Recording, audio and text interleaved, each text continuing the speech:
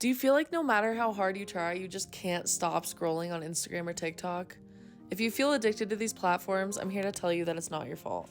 These big social media companies have a problematic business model that can lead to many individual and societal issues, and I'm here to give you a solution to spend less time on screen and more time living. My name's Maddie Freeman. I'm an advocate for mental health and I'm also a student. I created this movement, the No Social Media November Challenge, in order to educate young people on the harms of social media and how it can impact their mental health, and also to provide a solution to these problems by taking a month-long detox from these platforms. I entered this space and created this movement because of the immense loss that I experienced through high school. I lost many friends to suicide through high school, and it really made me realize how important mental health truly is and how social media can negatively contribute to it. A couple of years ago, I watched the Netflix documentary The Social Dilemma. If you haven't seen it yet, it basically talks about the problematic business model that drives big social companies like Facebook and Twitter. The film outlines how these companies use your psychology against you in order to make their platforms as addictive as possible. It really opened my eyes and made me realize there is something we can do about this. You may be asking yourself, well, what's so bad about social media? It's been demonstrated through multiple studies that spending too much time on social media can lead to issues like body dysmorphia, depression, anxiety, and social isolation. Social media companies have one major goal, and that is to keep you on screen as long as possible. Your goal might be to log on, look at pictures of your friends, post pictures of what you've been up to, but behind all of that is a very addictive algorithm designed to trap you on their platforms to keep you there and spend as much time as possible on them. Social media companies have an attention for profit model. This basically means that the more attention you give their platform, the more money that they make. Advertisers pay Instagram and other apps like TikTok and Twitter in order to show you ads. So the more ads that these platforms can get to show you, the more money they make. So it only makes sense for them to design their apps in an addictive way. They want you to keep scrolling as long as possible so that you'll see as many ads as possible, therefore they can make more money. What's scary about this whole thing is you are the product being bought and sold. Your attention is being sold to advertisers. This is why your feed probably looks very different from one of your friends' feed. They curate content that they know is going to keep you coming back, that they know you're going to spend time looking at and paying attention to. Now, social media can definitely be used for good, and there's a lot of really cool aspects of social media. However, it's important to evaluate your relationship with these apps and see if you think it's healthy for you. That said, there was a study showing that 1 month away from social media can positively impact your mental health and lead to greater well-being. That's proof that taking the 1-month detox of the No Social Media November Challenge can lead to positive mental health outcomes and happiness.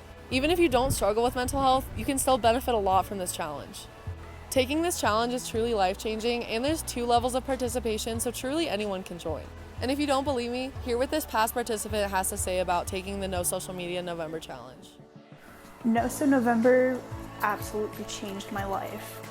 I deleted all social media for a month and I saw massive improvements in my anxiety and my insecurity, and I just felt so much happier within the first week. To speak more about these issues, I had the pleasure to interview the director of The Social Dilemma, Jeff Orlowski. He will give an insider perspective, and after diving deeper, we'll outline further how you can participate in the month-long challenge. My name is Jeff Orlowski, and I'm a filmmaker, and I'm the director of The Social Dilemma. At the start of The Social Dilemma, we frame this question around what is the problem? And a lot of different tech insiders had difficulty answering that question. Part of what we realized is that this is a really, really complex issue. And there are a lot of different aspects within the tech industry and a lot of different causes for concern. For me, though, at the end of the day, having spent over 3 years now exploring this and studying this, I see a fundamental conflict between the business model that drives big social and the impact that it's having on society. We are each living in our own personalized experience when we go on these social media platforms. Now, people might think oh, what's the big deal with that? I love that content. The problem is at a couple different layers. First of all, what it's showing you may or may not be accurate or truthful. The algorithms also don't care if they're truthful. They just want to show you what's going to get you to keep coming back. And it doesn't matter if it's good for you. It doesn't matter if it's accurate. It doesn't matter if it's a big fat lie. Whatever it can show you that's going to work on you is going to work. So It is literally reverse engineering what's gonna stick to your brain. That's this phrase that Tristan Harris uses, the race to the bottom of the brainstem. Because fear, outrage, extreme emotions, things that make you feel bad about yourself, things that might make you feel like, oh, like that the whole concept of FOMO is coming from, oh shoot, like I see this thing that I'm not taking part in. The algorithm doesn't realize that it's making you feel FOMO. The algorithm's just realizing that you're spending more time looking at this thing. There are a lot of conversations happening around social media and mental health. But one of the things that we really learned is that the issue isn't as much about screen time as it is about social media, and specifically the use of social media and the correlation there between mental health concerns.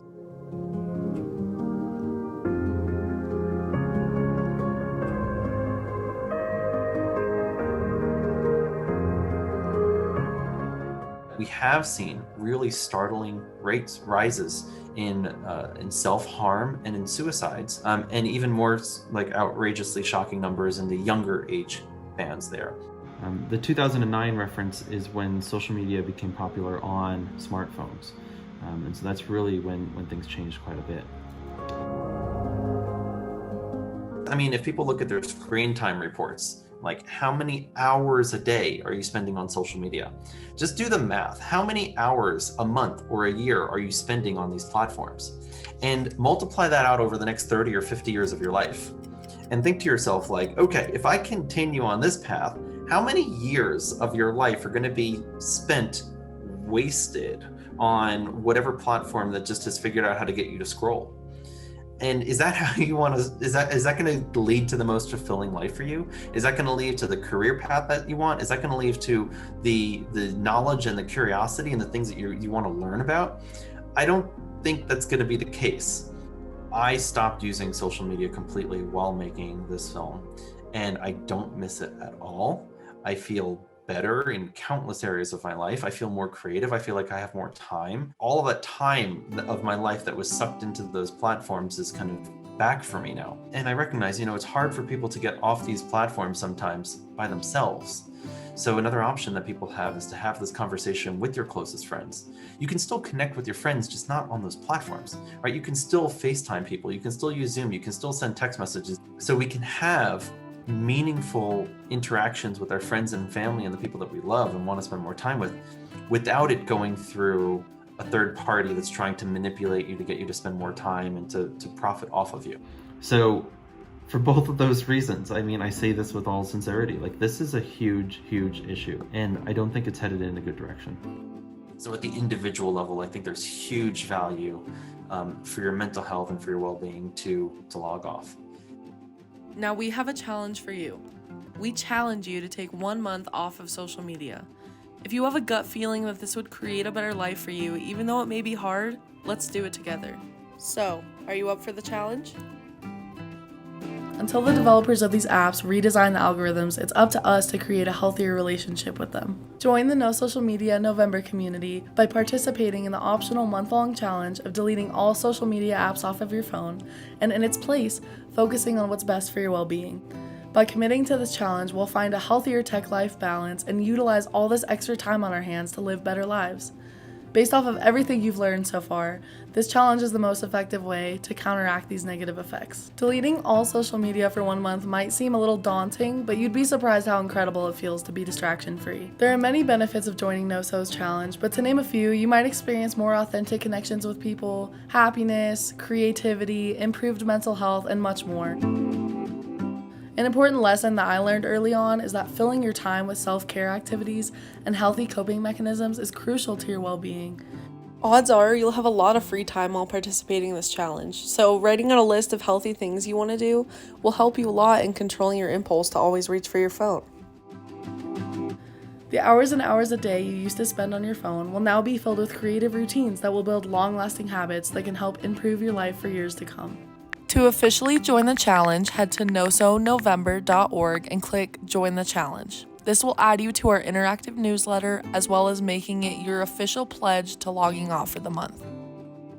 If you're hesitant to join the challenge because you're required to use social media for work or school, there's still an option for you. For example, say you need to post marketing campaigns for your small business once a week on Instagram. You can delete all other social media apps and try to avoid scrolling on Instagram while still fulfilling your role in your small business and also participating in the challenge. We encourage everyone to take the all-in approach by logging off all social media for the full month. However, if the school or work option fits you better, you can go ahead and click the half-in approach when you go to sign up on our website. Now, if you don't want to participate in the challenge, but you still want to decrease your usage of social media, head to our website to read some tips and tricks on how to build a healthy relationship with these apps. Remember, all of this is optional, but I can promise it will change your life for the better. I hope you took something away from this video, and I cannot wait to participate in No Social Media in November with you. I will be participating alongside you and sending you motivational emails and nuggets of kindness during this challenge for those who sign up. I wish you all the best, and with your help and participation, we can make a change to live healthier, better lives together. Thank you. Join us and log off for NoSo November.